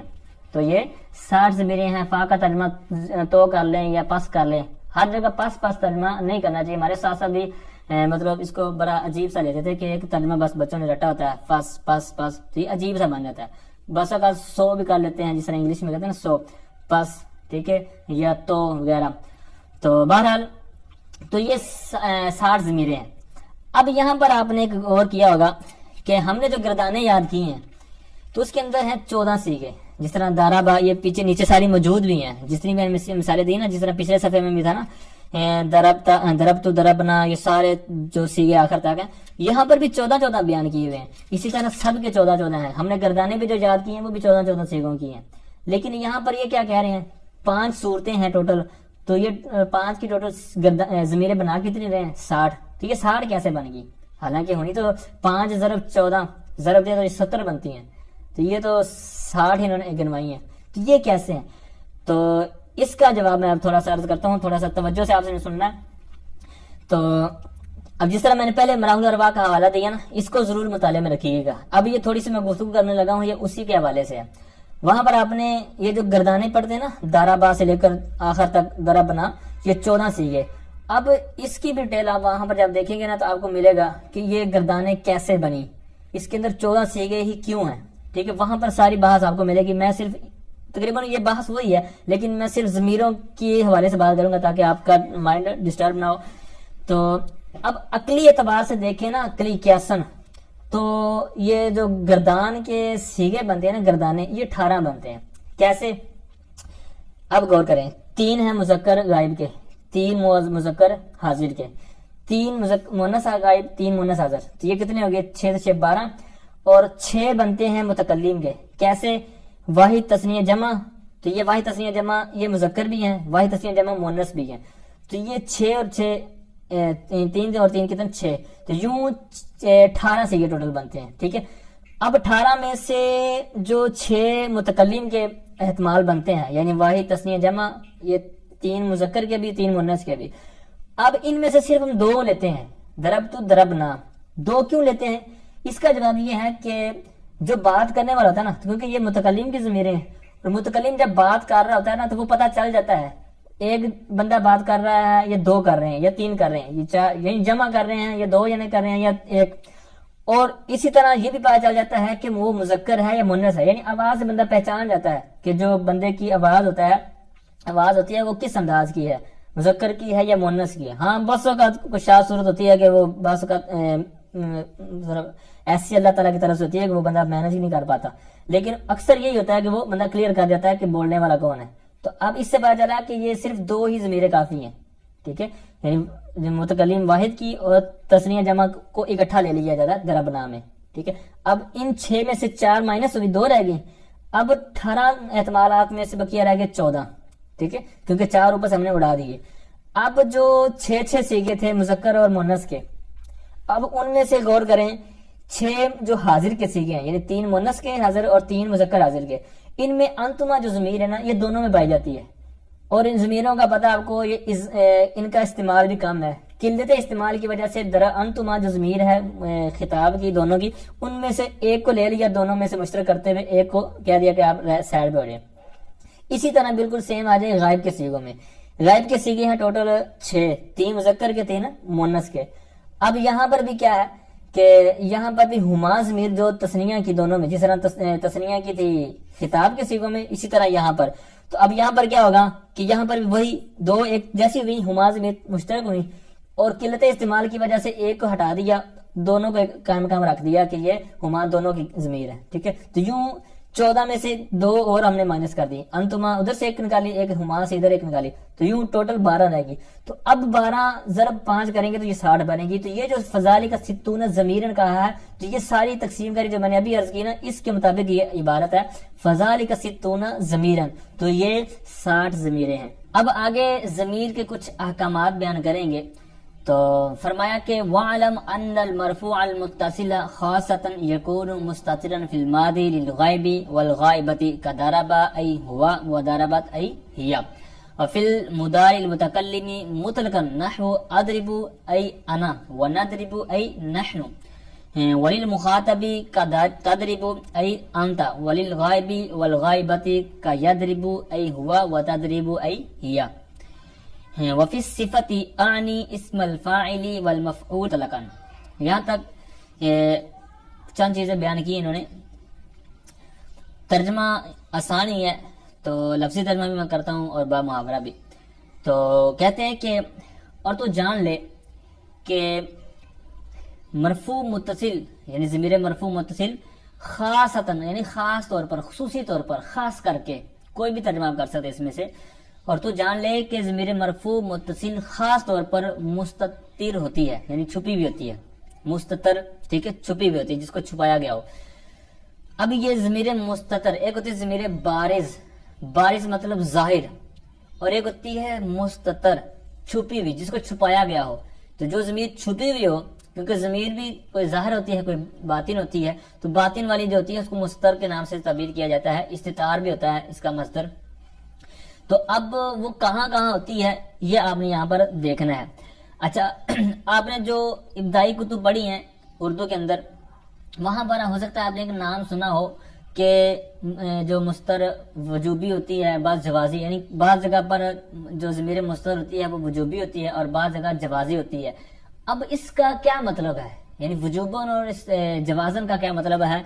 تو یہاں پر ان کو مینشن تو نہیں کیا انہوں نے آج کے ہمارے سبق میں کہ کہاں پر وجوبی ہوتی ہے کہاں پر جوازی ہوتی ہے۔ یہاں پر سمپل چیزیں ہیں کہ یہ چیزیں مستر ہوتی ہیں، یہ ضمیر ہیں۔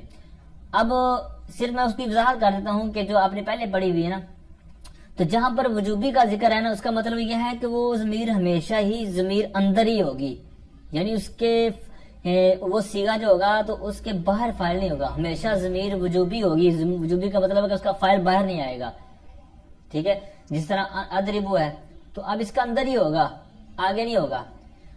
اب جس کے اندر جوازی کا ذکر کیا گیا ہے کہ ضمیر جوازی طور پر پوشیدہ ہوتی ہے، تو وہاں مطلب یہ ہے کہ فاعل سامنے نہ ہو تو اس کے اندر ہوگی، فاعل سامنے آ گیا ہے صیغے کے باہر تو اب ضمیر اندر نہیں ہوگی بلکہ وہ فاعل جو باہر ہے وہی اس کا فاعل مانا جائے گا، ٹھیک ہے۔ تو یہ ہے مطلب وجوبی اور جوازی کا، ٹھیک ہے۔ ایک دفعہ پھر وہاں سے دیکھ لیجئے گا۔ آئیے یہاں سبق کی طرف بڑھتے ہیں۔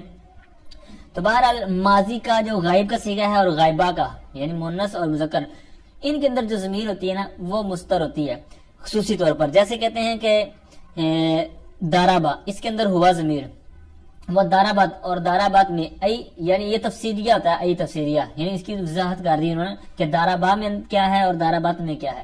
تو دارابا مذکر کا ہے تو لہذا ہوا، اور مؤنث کا آگے ہے تو اس کے اندر ہیا، ٹھیک ہے۔ اچھا، اب یہ جو ضمیریں یاد رکھنی آپ نے، جو مستر والی جس طرح میں نے ابھی عرض کیا نا، یہ اسی وقت ہے ضمیریں کہ جب ان کا فاعل سامنے نہ ہو۔ اگر فاعل سامنے آ گیا تو پھر تو اسی کو فاعل اس کا بنائیں گے، لیکن اگر فاعل نہیں ہے سامنے بلکہ سمپل یہ چیزیں ہیں جس طرح یہ دارابا، دارابات یا ادرب، ندرب وغیرہ، تو اس وقت ہم کہیں گے کہ اس کے اندر ضمیر ہے۔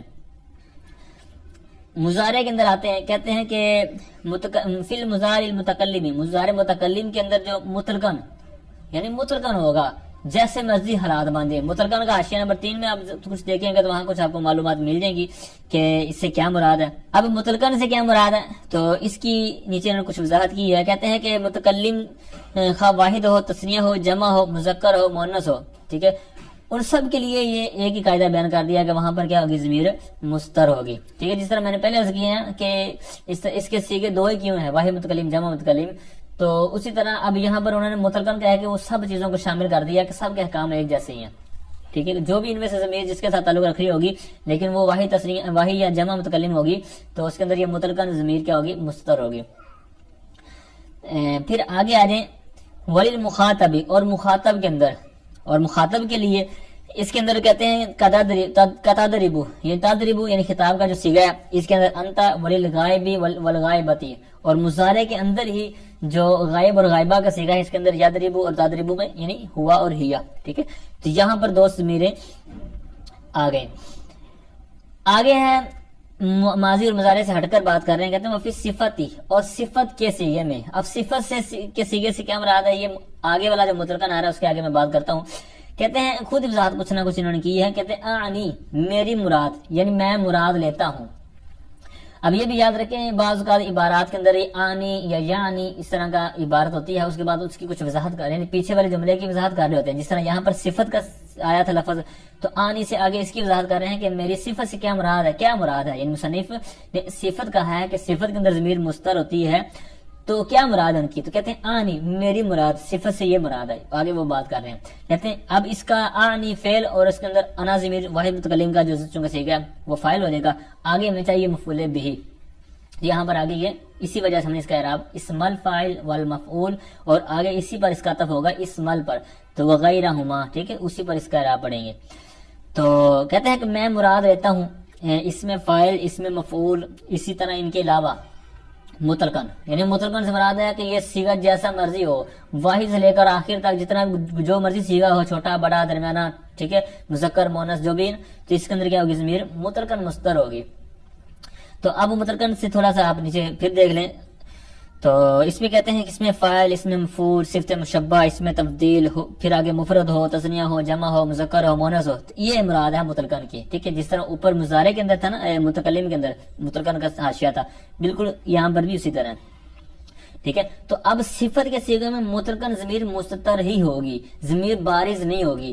اب کچھ کیونکہ اس کے اوپر نا تھوڑا سا اشکال یا بندہ تردد میں مبتلا ہو جاتا ہے کہ بھائی جس طرح ہوتا ہے داری بانی، داری بونا، یہ بھی مثالیں انہوں نے نیچے بیان کی ہوئی ہیں. تو بعض اوقات اس کو کہتے ہیں کہ الف میں جو ضمیر ہے نا یہ تثنیہ کی ہے، داری بونا میں، یعنی وہ مضارع والا خیال کرتے ہوئے نا یہاں پر قیاس کر دیتے ہیں کہ یہ بھی اسی طرح ضمیریں ہیں، حالانکہ اس طرح نہیں ہے. مضارع کے اندر جو پوشیدہ تھی وہ آپ کو بتا دی اوپر، ٹھیک ہے، متن کے اندر. اور یہاں پر اس میں جو فاعل وغیرہ جو صفت کے صیغے ہیں ان کے اندر ضمیر مستر نہیں، بارز نہیں ہوتی. اب داری بانی، داری بونا، ان کو دیکھ کر بعض اوقات صیغے میں بتانے میں یا بعض اوقات بچے غلطی کر جاتے ہیں، کہتے ہیں کہ یہ داری بانی میں الف جو ہے تثنیہ کی ضمیر ہے اور بعد داری بونا میں واو. حالانکہ ایک سمپل سا قاعدہ آپ نے ذہن میں رکھنا ہے کہ ضمیر تغیر کو قبول نہیں کرتی، ٹھیک ہے، ضمیر تغیر کو قبول نہیں کرتی. تو اب تغیر مطلب یہ بدلتی نہیں ہے، اس کی شکل چینج نہیں ہوتی. جیسے اب داری بانی کو اگر ہم ضمیر مانیں تو یہ داری حالت نسبی جری میں جب اس کو لے کے جائیں گے، داری بینی، داری بینا وغیرہ، تو اب وہاں پر کیا ہو جائے گا، یہ چینج ہو جائے گی. کیونکہ اگر ہم یہاں پر اس کو واو مان رہے ہیں، حالت نسبی میں ہم کیا کریں گے، داری بینا، وہاں پر یا بن جائے گی. حالانکہ ضمیریں جو ہوتی ہیں تغیر کو قبول نہیں کرتی، لہذا اس قاعدے کی بنا پر ہم کہیں گے کہ یہ اس کی ضمیر نہیں ہے بلکہ یہ اس کی یہ علامت ہے، ٹھیک ہے. تو اس کی علامت ہے، اس کی ضمیر نہیں ہے، ٹھیک ہے. تو اس وجہ سے ہم کہیں گے کہ ان کی ضمیر جو ہے ہمیشہ مستر ہوتی ہے، ٹھیک ہے. امید کرتا ہوں یہ بات آپ کو سمجھ آئی ہوگی. اچھا، اب یہاں تک ہماری کچھ جو ضمیر کے احکام تھے وہ کلیئر ہوئے. اب یہاں پر آپ نے ایک چیز یہ بھی یاد رکھنی ہے کہ صیغہ صفت سے پہلے کوئی ضمیر ہو تو صیغہ صفت کے اندر اس کی اپنی ضمیر ہی نکالیں گے، ضمیر وہ نکالیں گے جو پیچھے ضمیر آ چکی ہے. یہ آپ کو مثال سے سمجھ آئے گی. ایک مشہور آیت ہے سورہ قاف آیت نمبر 16 کے اندر، وَنَحْنُ أَقْرَبُ إِلَيْهِ مِنْ حَبْلِ الْوَرِيدِ. اب یہاں پر اقربو ہے، اس کے اندر ضمیر نکلنی چاہیے ہوا، لیکن چونکہ اس کے پیچھے ہے نحنو، ٹھیک ہے. تو اب یہاں پر اقربو میں بھی نحنو ہی نکالیں گے، آنا نہیں نکالیں گے، کیونکہ نحنو نکالیں گے. ٹھیک ہے. اسی طرح پیچھے ایک سیگا عبارت ہم نے پڑھی تھی اعدلوا ہوا اقرب للتقوی، ٹھیک ہے، یہ بھی آیت ہم نے پیچھے صفحے پر پڑھی ہے. تو وہاں پر ہوا ضمیر تھی، ٹھیک ہے. تو اب یہاں پر بھی اسی انداز کے مطابق اس کی اقرب سے نکالیں گے. تو اب یہ آپ نے سمپل سا قاعدہ یاد رکھنا ہے کہ صفت کے صیغے سے پہلے جو ضمیر ہوگی نا، تو صفت کے اندر سے اس کی اپنی نہیں نکالیں گے بلکہ پیچھے والے کے حساب سے نکالیں گے، ٹھیک ہے. اچھا، آگے بہت زبردست ایک بات شروع ہو رہی ہے، بہت زبردست اور بہت جگہوں پر آپ کو فائدہ دے گی. کہتے ہیں کہ ولا يجوز استعمال المنفصل الا عند تعذر المتصل كإياك نعبد وما ضربك الا انا وانا زيد وما انت الا قائما. یہاں تک انہوں نے ایک چیز بیان کی ہے، اس کا ترجمہ سماعت کریں پھر میں عرض کرتا ہوں. کہتے ہیں کہ ولا یجوز، اور جائز نہیں ہے، استعمال المنفصل، منفصل یعنی ضمیر منفصل کا استعمال جائز نہیں ہے. ضمیر منفصل کو استعمال کرنا، اس کا یوز کرنا جائز نہیں ہے. مطلب مطلقاً جائز نہیں، مطلب کب جائز نہیں ہے؟ کہتے ہیں الا. اب ضمیر منفصل آپ کو پتا ہے دو صورتیں ہم نے اس کے پیچھے بنائی تھی. مجرور منفصل تو ہوتی ہی نہیں ہے، تو منفصل کے ساتھ انہوں نے خود قید نہیں بیان کی کہ استعمال مرفوع کا جائز نہیں ہے یا منصوب کا جائز نہیں ہے. تو لہذا جب چیز مطلقاً ہو تو پھر مطلقاً سب چیزوں کو شامل ہوتی ہے. تو اب یہاں پر انہوں نے کہا کہ ضمیر منفصل کا استعمال جائز نہیں ہے، تو اب انہوں نے قید نہیں لگائی، تو لہٰذا ہم کہیں گے کہ جو منفصل کی صورتیں ہیں وہ سب اس کے اندر آئیں گی. تو لہٰذا دو صورتیں ہم نے پڑھی تھی کہ منفصل اور مرفوع اور منصوب، کیونکہ مجرور ہوتی ہی نہیں ہے منفصل. تو لہٰذا خواہ وہ مرفوع ہو خواہ منصوب ہو، دونوں چیزیں اس کے اندر آ گئی. اب اس کا استعمال جائز نہیں ہے. اب کب تک جائز نہیں ہے؟ کہتے ہیں الا، سوائے اس وقت، مگر یہ کہ عند تعذر المتصل، اس وقت کہ متصل کا استعمال متعذر ہو، مشکل ہو، مطلب اس کا استعمال نہ ہو سکتا ہو، اس وقت پھر ہم مجبوراً پریشاناً اور تنگن، ٹھیک ہے، تو اس طرف آئیں گے. جیسے کہتے ہیں مثال دی.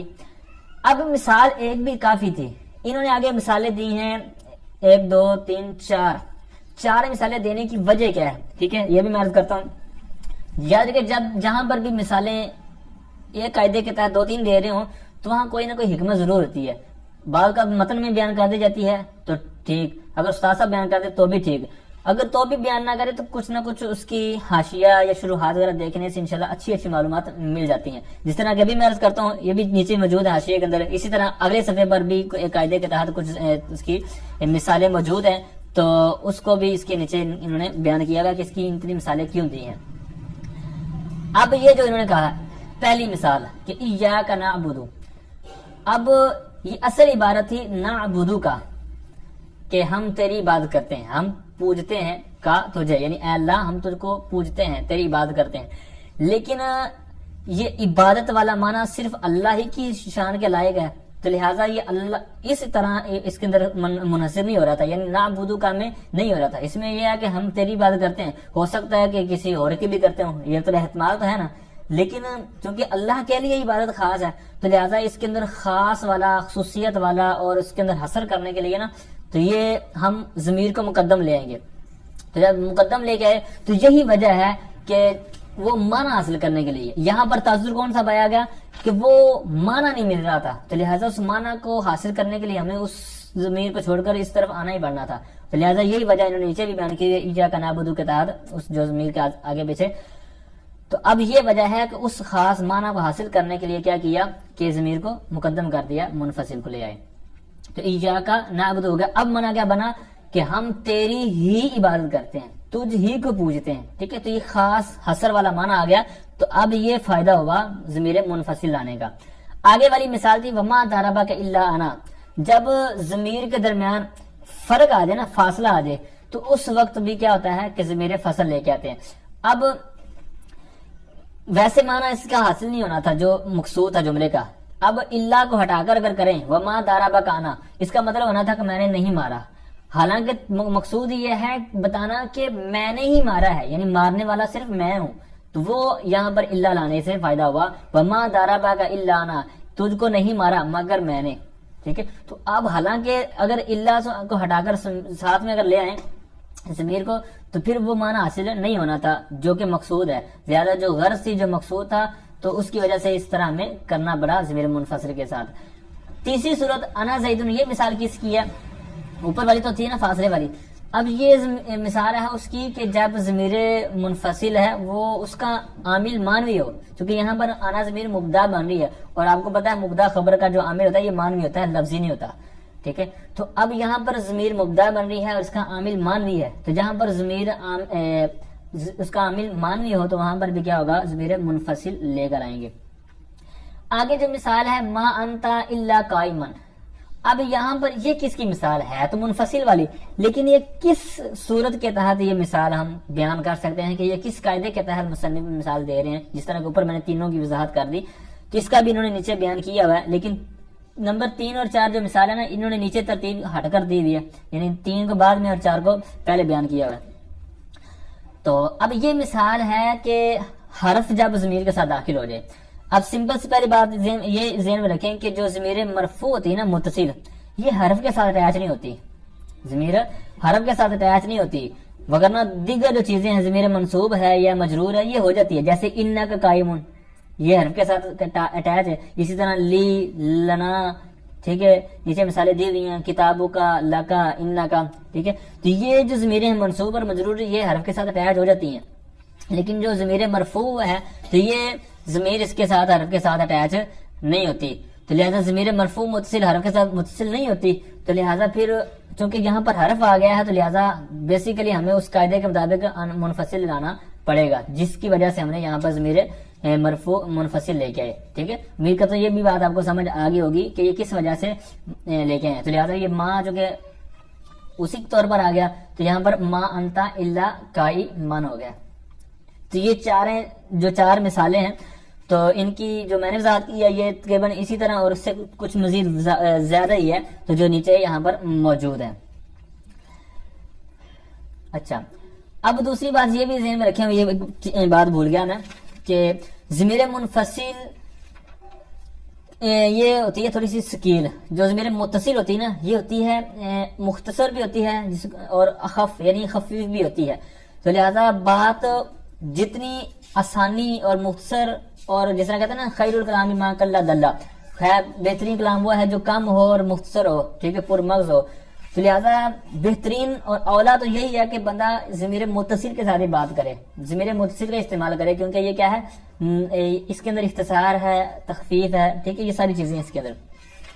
لیکن جب اس سے کام نہیں چل رہا، جس طرح کہتے ہیں نا کہ سیدھی انگلی سے گھی نہ نکل رہا تو ٹیڑھی کر کے مروڑ توڑ کر اس کو نکالنا پڑتا ہے، تو یہی یہاں پر ہم مثال کے طور پر سمجھ لیں کہ جب اس سے کام نہیں چل رہا، یوز تو اس کو ہی کرنا چاہیے تھا ضمیر متصل کو، لیکن جب اس سے نہیں نکل رہا تو بھائی اس کو کرنا ہی پڑے گا، جس طرح کا ابھی آپ نے مثالیں سمجھی ہیں کہ ضمیر متصل سے وہ کام نہیں چل رہا تھا تو منفصل کو لے کے آئے، ٹھیک ہے؟ تو یہ جو ابھی میں نے بات کی یہ بھی پچھلے صفحہ نمبر 130 کے حاشیے میں کچھ نہ کچھ موجود ہے۔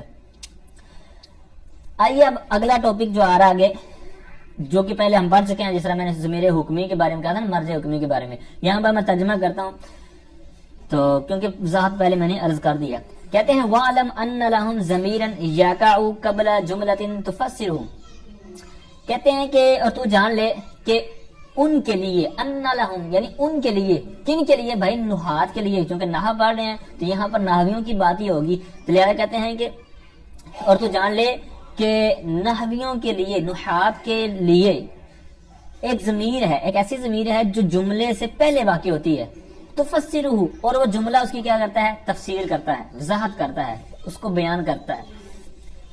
تو اب اس کا نام کیا ہوگا؟ کہتے ہیں ویسمى ضمیر الشان، اس کو ضمیر شان کا نام دیا جاتا ہے، اور اس کو ضمیر شان کا نام دیا جاتا ہے، اس کا نام ضمیر شان رکھا جاتا ہے۔ وفی المذکری، فی المذکری یہ اس کا تعلق پیچھے والی عبارت کے ساتھ ہوگا، یعنی مذکر کے اندر، وضمیر القصتی، اور ضمیر قصہ نام رکھا جاتا ہے فی المؤنثی، مؤنث کے اندر، یعنی اس مؤنث کے ساتھ اس کا تعلق ہوگا تو اس کو یہ نام دے دیجیے، مذکر کے ساتھ ہوگا تو اس کو ضمیر شان کا نام دے دیا جائے گا۔ اب آگے مثالیں آ رہی ہیں، قل هو اللہ احد وانها زینب قائمۃ، اس کی ساری وضاحت آپ کو پہلے میں نے عرض کر دی ہے۔ سمپل سی ایک میں چیز یہاں بڑھاؤں گا، ایکسٹرا چیزیں کچھ اور آپ پڑھنا چاہیے تو حاشیے میں ضرور نظر دائیے گا، سب کافی ہمارا لمبا ہو چکا ہے، ابھی آگے مزید بات ہونے والی ہے۔ ایک چیز میں صرف عرض کرتا ہوں کہ اس کو ضمیر شان کا نام کیوں دیتے ہیں، تو کہتے ہیں کہ یہ بھی صفحہ 131 پر موجود ہے، کہتے ہیں اس کو ضمیر شان کا نام دیا جاتا ہے اس لیے کہ یہ ضمیر، اس کا دخول اسی وقت جائز ہے کہ جب کسی عظیم الشان کلام میں ہو، یعنی اس سے مراد جس طرح میں نے شروع میں عرض کیا نا کہ اس کی لانے کا مقصد کیا ہوتا ہے؟ ہیبت، تفخیم، شان بیان کرنے کے لیے.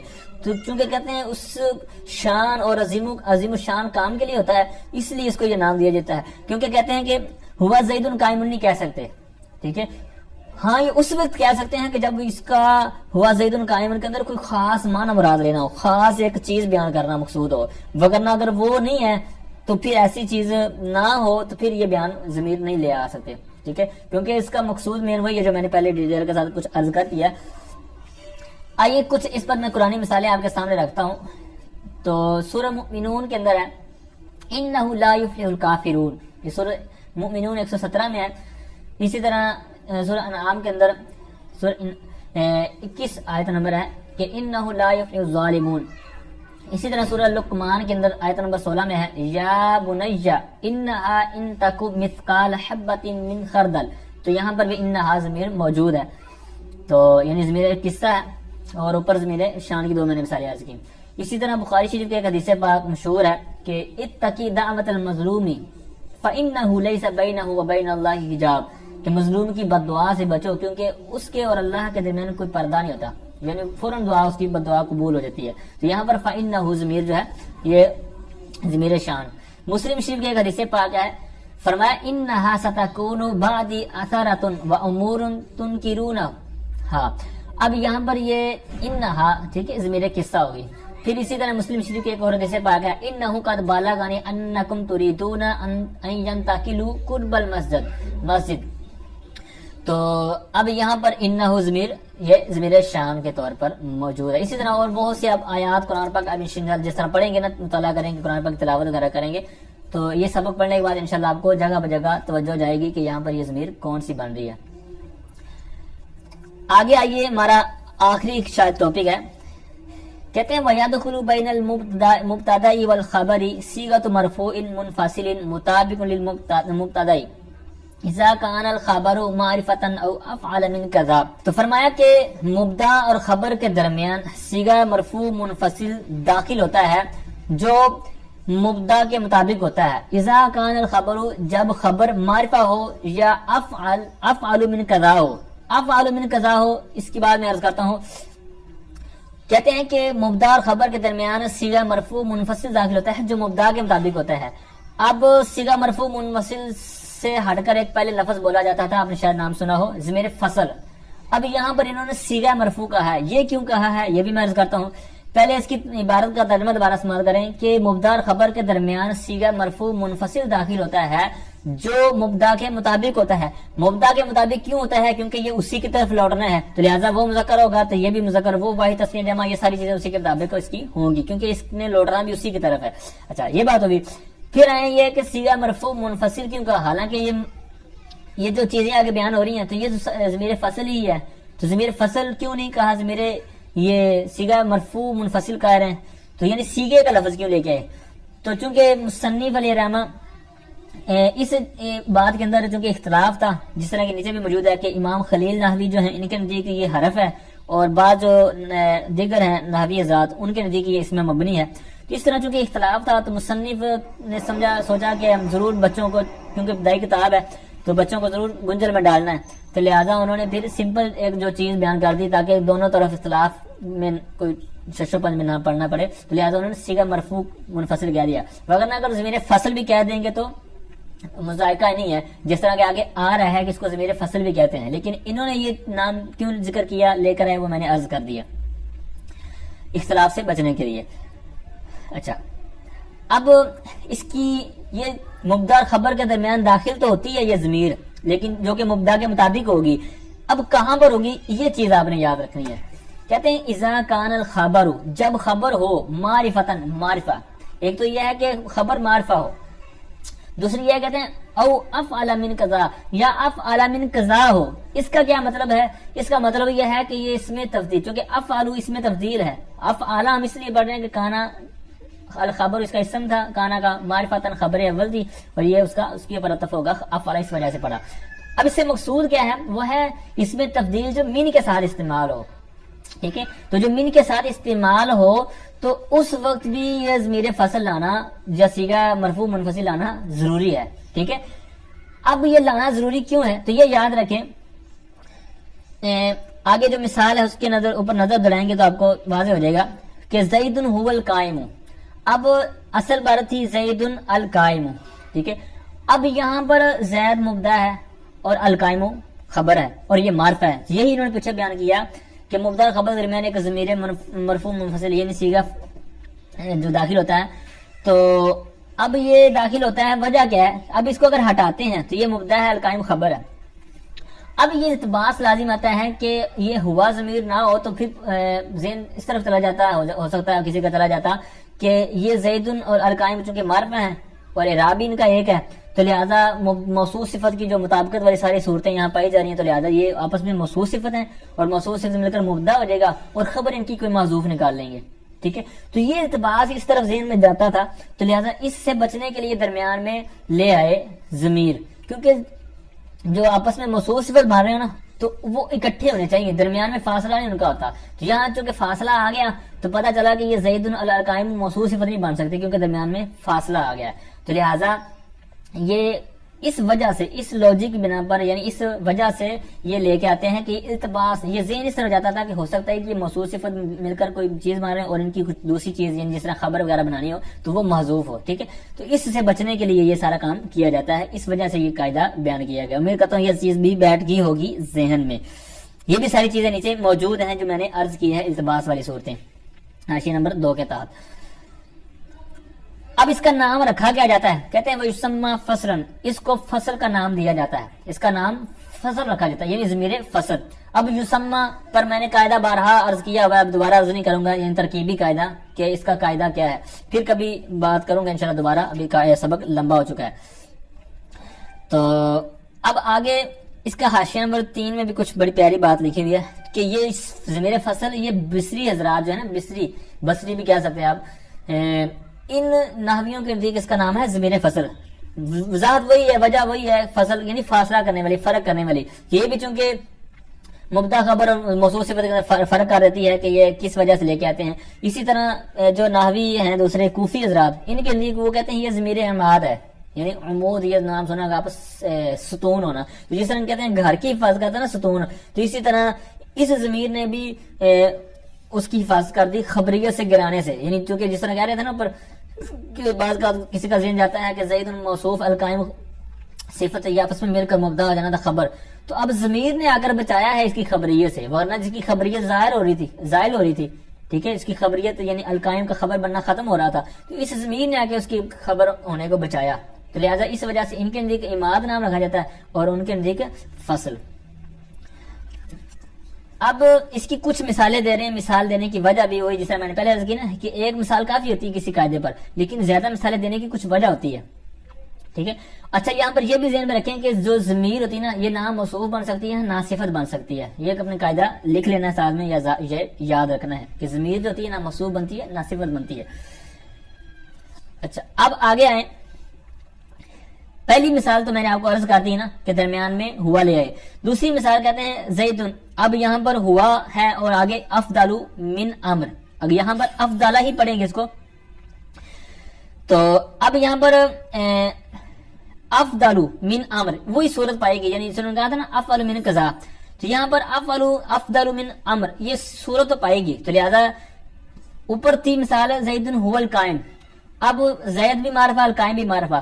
اب من امر یہ معرفہ کے حکم میں ہوتا ہے، یعنی جو اس میں تبدیل من کے ساتھ ہوتا ہے یہ معرفہ کے حکم میں ہوتا ہے. تو لہذا گویا کہ یہاں پر بھی دو معرفہ اکٹھے ہو گئے، زید بھی معرفہ اور افضل من امر یہ بھی معرفہ. تو لہذا یہاں پر بھی وہی مخصوص صفت، کیونکہ دونوں معرفہ ہوتے ہیں، دونوں نکرہ ہوتے ہیں، اور پھر اسی طرح ان کی دیگر جو صورتیں ہیں، تو اس وجہ سے یہاں پر اس کو بھی انہوں نے بیان کر دیا کہ افضل من والی صورت ہوگی تو وہاں پر بھی ضمیر فصل لانا ہوگی. اسی طرح اللہ تعالیٰ کا فرمان، اللہ تعالیٰ نے فرمایا کہ کنتا انت الرقیب علیہم. اب یہاں پر الرقیب معرفہ ہے، ٹھیک ہے، اور کانا کا اسم ہے آگے تازمیر جو ساتھ اٹیچ ہے. اب درمیان میں ضمیر فصل لے کے آئے، ٹھیک ہے. تو یہاں پر بھی اب یہاں پر میں کچھ عرض کرتا ہوں کہ یہ بھی انہوں نے حاشیہ نمبر 4 کے اندر بیان کیا ہے. اعتراض یہ ہوتا ہے کہ بھائی آپ نے صورت بیان کی، ہم آپ کو مثالیں دیتے ہیں کچھ کہ جن کے اندر ویسے تو مخصوص صفت کے اندر وہ 10 چیزوں میں مطابقت ہوتی ہے، وہ تو ہم آپ کی بات مانتے ہیں. تو لہٰذا جب التباس ہو تب تو یہ ہم کر سکتے ہیں، آپ کی بات مان سکتے ہیں کہ درمیان میں ضمیر فصل ہے، جس طرح زید هو القائم وغیرہ. لیکن یہ جو دیگر صورتیں ہیں، کچھ مثالیں آپ کو دیتے ہیں کہ جس میں اعراب دیکھنے سے پتہ چل جاتا ہے کہ یہاں پر یہ آپس میں موصوف صفت نہیں بن سکتے، کیونکہ موصوف صفت کے لیے اعراب والی صورت بھی ہے کہ را بھی ایک ہونا چاہیے. تو اب کہتے ہیں کہ جس طرح ہے انہو هو الغفور الرحیم. اب انہو یہ ضمیر یہاں پر آپ دیکھ لیں کہ یہ انہ کا اسم بن رہا ہے اور آگے الغفور الرحیم یہ خبر ہے، تو ان کی خبر اور اسم کا اعراب بھی ایک نہیں ہوتا، تو لہٰذا یہاں پر بھی التباس لازم نہیں آ رہا، ضمیر لانے کا فائدہ ہی نہیں تھا. ٹھیک ہے. اسی طرح کنتا انت الرقیب الرقیبہ، اب یہ اس کی خبر ہے اور کنتا میں جو ضمیر ہے وہ اسم ہے، ان کا بھی آپس میں اعراب مختلف ہوتا ہے کہ وہ مرفوع ہوتی ہے، خبر منصوب ہوتی ہے. اسی طرح انہ کا مسئلہ ہے، تو لہٰذا وہاں پر ضمیر لانے کا فائدہ کیا تھا؟ تو اس کا انہوں نے سمپل سا جواب دیا، کہتے ہیں کہ جب کچھ صورتوں میں یہ التباس لازم آ رہا تھا، کچھ جگہوں پر مسئلہ کھڑا ہو رہا تھا، تو لہٰذا ہم نے اس دروازے کو بند کر دیا پکا پکا کہ ہر جگہ پر ہم نے قاعدہ ایک ہی فٹ کر دیا کہ جب اس طرح کی صورت ہوگی ہم یہی کر دیں گے تاکہ گنجل سے ہم بچیں، کیونکہ بسوں کا عبارات ہوتی ہیں، عربی عبارات، وہاں پر اعراب تو ہوتے ہی نہیں ہے. ٹھیک ہے. تو اعراب نہیں ہے تو وہاں پر پھر کیسے ہم پاس چلیں گے؟ پہلے اعراب کسی سے پوچھیں گے، پہلے اعراب اس کے اوپر جاری کریں گے، پھر دیکھیں گے کہ ہم نے یہاں ضمیر لگانی کہ نہیں لگانی، کیونکہ حالانکہ پہلی کتابیں اعراب کے بغیر ہیں، زبر زیر اعراب نقطے وغیرہ کچھ بھی نہیں تھے. تو لہٰذا کہتے ہیں کہ یہ دروازہ ہم نے پکا پکا قاعدہ لگا کر بند کر دیا ہے کہ جب بھی کسی اس طرح کی صورت ہوگی تو وہاں ضمیر فصل لانا ہوگی. آئیے آخر میں کچھ میں مثالیں عرض کرتا ہوں، پھر اس سبق کو سم اپ کرتے ہیں. کافی طویل ہمارا سبق ہو چکا ہے. تو اب ضمیر فصل کی کچھ میں قرآن پاک سے مثالیں آپ کو عرض کرتا ہوں، تو انشاءاللہ اس سے انشاءاللہ آپ کو قرآن پاک کا مطالعہ کرتے ہوئے انشاءاللہ توجہ جائے گی کہ یہاں پر ضمیر فصل بن رہی ہے. تو سورہ انفال کے اندر ہے. اب میں حوالہ دینے کے بغیر ڈائریکٹ بیان کروں گا. ان کان ھذا هو الحق من عندک فامطر علینا، یہاں پر ہوا ضمیر. ٹھیک ہے. اولئک هم المفلحون، یہاں پر ہم. اصحاب الجنت هم الفائزون، یہاں پر ہم. کنت انت الرقیب، یہ جس طرح میں نبی عز کیا. نبی عبادی انا الغفور الرحیم. ٹھیک ہے. یہاں پر انا. پھر اسی طرح الدعاء هو العبادہ فاللہ هو الولی. ٹھیک ہے. ہوا ان دونوں میں. ٹھیک ہے. اسی طرح ذالک بان اللہ هو الحق